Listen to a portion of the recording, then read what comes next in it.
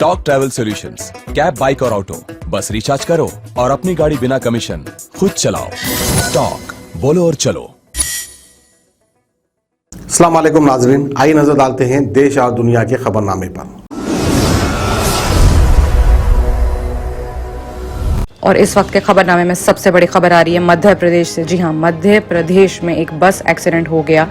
इस दुखद हादसे में अब तक 38 लोगों की मौत हो चुकी है।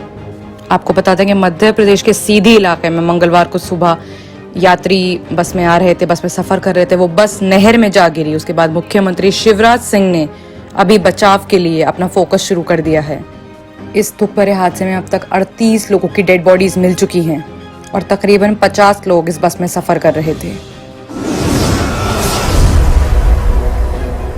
और दूसरी बड़ी खबर आ रही है टूल किट को लेकर। जी हाँ, अब कनाडा की रहने वाली अनीता लाल का नाम भी सामने आया है। टूल किट में काफी लोगों को हिरासत में ले लिया गया और इस मामले के अंदर अभी नया नाम जो सामने आया है वो है अनीता लाल का। बताया जा रहा है कि गिरफ्तार की गई दिशा रवि ने स्पेशल सेल की पूछताछ के दौरान अनीता का नाम सामने बताया है। आपको बता दें कि अनीता लाल वर्ल्ड सिख ऑर्गेनाइजेशन की फाउंडर और पाइटिक जस्टिस फाउंडेशन की को फाउंडर रह चुकी हैं। और ऐसा सामने आ रहा है कि टूल किट को तैयार करने में अनीता लाल भी शामिल हैं। तीसरी बड़ी और हैरतअंगेज खबर आ रही है बीजेपी की तरफ से। जी हाँ, पेट्रोल की बड़ी कीमतों पर बीजेपी सांसद का अजीबोगरीब बयान सामने आया है।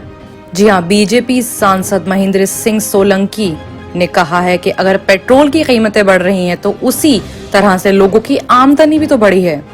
इतना ही नहीं, साथ में उन्होंने कांग्रेस को भी कटघरे में खड़ा कर दिया। उन्होंने कहा कि पेट्रोल की कीमतें जिस अनुपात में बढ़ी हैं उसी अनुपात में लोगों को आमदनी भी बढ़ी है। पेट्रोल की कीमतें केवल नरेंद्र मोदी सरकार में थोड़ी बढ़ी है। कांग्रेस ने शुरू में 55 साल देश में शासन किया पर कोई इंफ्रास्ट्रक्चर खड़ा नहीं किया गया। सवाल ऐसे में यह है कि जब सवाल बीजेपी सांसद से हो रहा है तो बाद में जवाब में कांग्रेस को निशाना क्यों साधा जाता है। अब ऐसे में देश भर में लगातार बढ़ती पेट्रोल और डीजल की कीमतों पर सवाल होगा तो बीजेपी से होगा। फिर ऐसे में न जाने क्यों हर बार बीजेपी के सवाल पर आम आदमी पार्टी या कांग्रेस में से कोई एक हमेशा निशाना बन जाता है। वहीं अगली बड़ी खबर आ रही है पश्चिम बंगाल से कि पश्चिम बंगाल में टीएमसी विधायक के घर और कार्यालय पर तोड़फोड़ हो गई है। पुलिस ने शिकायत दर्ज की है। जी हाँ, तृणमूल कांग्रेस के विधायक निहार रंजन घोष के आवास और कार्यालय पर कुछ लोगों ने तोड़फोड़ मचाई है। फिलहाल के लिए तोड़फोड़ करने वाले लोगों के बारे में भी कोई जानकारी नहीं मिल पाई है।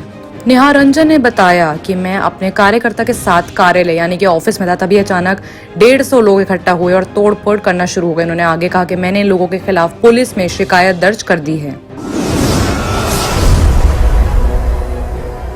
वहीं अगली बड़ी खबर भी पश्चिम बंगाल से आ रही कि पश्चिम बंगाल में मात्र 5 रुपए में भरपेट भोजन यानी कि खाना खिलाएंगी ममता सरकार। जी हाँ, बंगाल विधानसभा चुनाव से पहले मुख्यमंत्री ममता बनर्जी ने सोमवार को वीडियो कॉन्फ्रेंस के जरिए प्रदेश में 5 रुपए में भरपेट खाना खिलाने की प्रोग्राम शुरू की है। इस योजना का नाम माँ रखा गया है। इस प्रोग्राम के तहत गरीब लोगों को 5 रुपए की थाली में दाल, चावल, सब्जी और अंडा करी परोसा जाएगा। ये वर्क टास्क तकरीबन दिन दोपहर 1 बजे से 3 बजे तक हर दिन खुला करेगा। सोर्सेस की माने तो ये प्रोग्राम जो कि शुरू हो रहा है पश्चिम बंगाल से, ये अन्य शहरों में भी खोला जाएगा। राज्य सरकार ने इस योजना के लिए पहले से ही बजट में बात कर रखी थी। और आइए बात करते हैं इंटरनेशनल खबरों की, जहां पर सबसे बड़ी खबर आ रही है इराक से कि इराक में अमेरिकी सैन्य ठिकानों के नजदीक रॉकेट हमला होने के बाद 1 की मौत हो गई और 5 लोग घायल हो गए।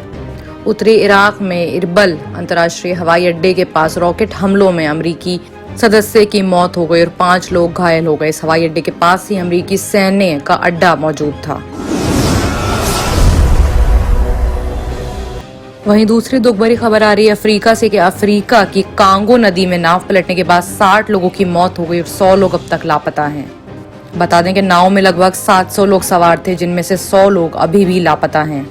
मंडे की रात 700 लोग उस जहाज पर सवार थे जो पिछली रात माई नोमदेम्बे लोंगोला इकोटी गांव के पास डूब गए।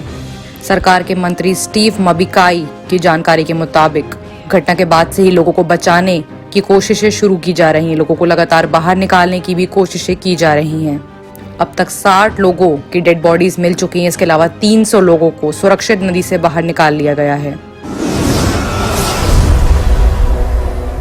वहीं अगली बड़ी खबर आ रही है म्यांमार से कि सत्ता में आते ही म्यांमार की सेना ने अपने नियम और कायदे बदल दिए। सेना शासन के खिलाफ कोई भी उंगली उठाएगा तो उसको 20 साल की जेल होगी। जी हाँ, म्यांमार की सेना ने खुद ये तख्ता पलट के खिलाफ अपना प्रोग्राम लॉन्च करा है, जिसमें उन्होंने वार्निंग दी कि अगर वो सेना के रास्ते में कोई भी आएगा तो उसे 20 साल तक की जेल की सजा हो सकती है। आपको बता दें कि सेना ने इस प्रोग्राम को कमजोर करने के लिए सोशल मीडिया तक की साइट्स पर बैन लगा दिया और कई इलाकों में इंटरनेट भी बंद कर दिया। हालांकि इसके बावजूद हजारों लोग सड़कों पर प्रोटेस्ट करने के लिए उतर आए हैं। और अगली बड़ी खबर आ रही है पाकिस्तान से कि पाकिस्तान ने कहा दुनिया को गुमराह करने के लिए कोशिश कर रहा है भारत। ये खबर आ रही है फॉरेन डिप्लोमेटीज कश्मीर दौरे की तरफ से। जी हाँ, पाकिस्तान के विदेश विभाग का इल्जाम है कि विदेशी राजनयिकों को जम्मू कश्मीर के दौरे पर ले जाकर भारत दुनिया को गुमराह करना चाहता है। इस पर विदेश विभाग ने कहा कि ये पूरी तरह से प्रायोजित दौरा है। साथ में उसने ये भी कहा कि भारत दुनिया को इस कोशिश के जरिए गुमराह करने की कोशिश जारी रख रहा है।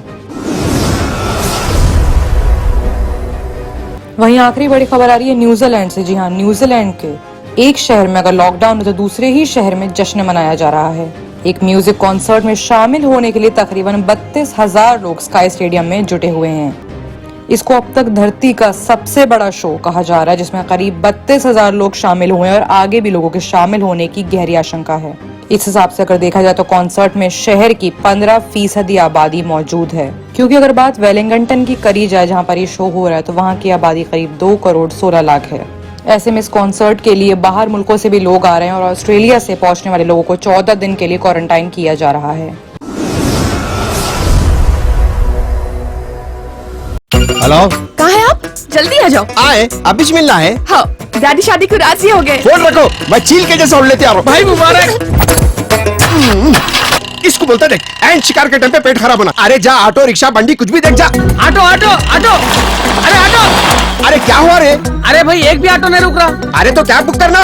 भाई मेरे पास बैलेंस नहीं है। मेरे पास स्मार्टफोन नहीं है। ये कैब बुक करने के वास्ते स्मार्टफोन की जरूरत नहीं है। टॉक ट्रेवल्स बोल के नई कंपनी लॉन्च हुई। अगर स्मार्टफोन है तो ऐप से बुक कर लो। तुम्हारे जैसा अगर डब्बा फोन है तो नंबर मिला लेना। Hello talk.